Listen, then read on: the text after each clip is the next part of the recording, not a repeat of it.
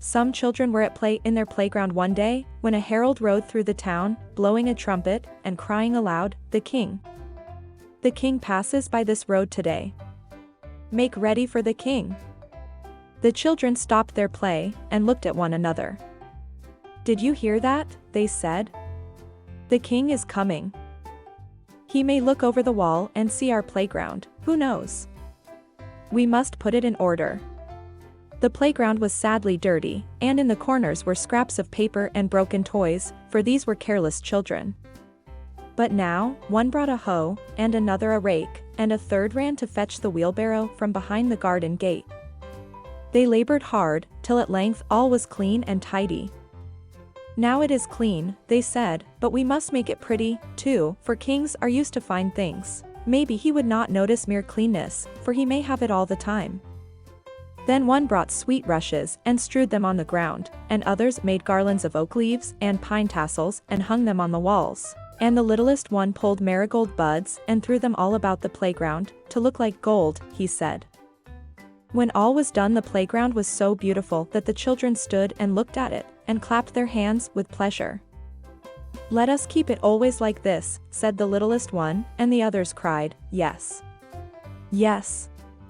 That is what we will do."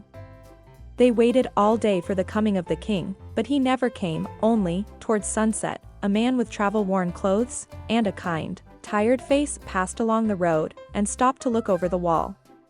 "What a pleasant place," said the man. "May I come in and rest, dear children?" The children brought him in gladly, and set him on the seat that they had made out of an old cask. They had covered it with the old red cloak to make it look like a throne, and it made a very good one. "It is our playground," they said.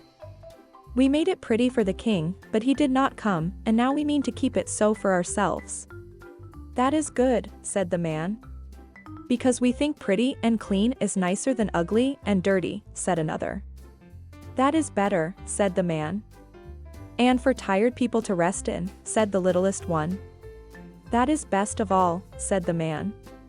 He sat and rested, and looked at the children with such kind eyes that they came about him, and told him all they knew, about the 5 puppies in the barn, and the thrush's nest with 4 blue eggs, and the shore where the gold shells grew, and the man nodded and understood all about it. By and by he asked for a cup of water, and they brought it to him in the best cup, with the gold sprigs on it. Then he of 14, thanked the children, and rose and went on his way, but before he went he laid his hand on their heads for a moment, and the touch went warm to their hearts.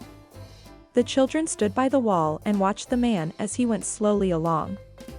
The sun was setting, and the light fell in long slanting rays across the road.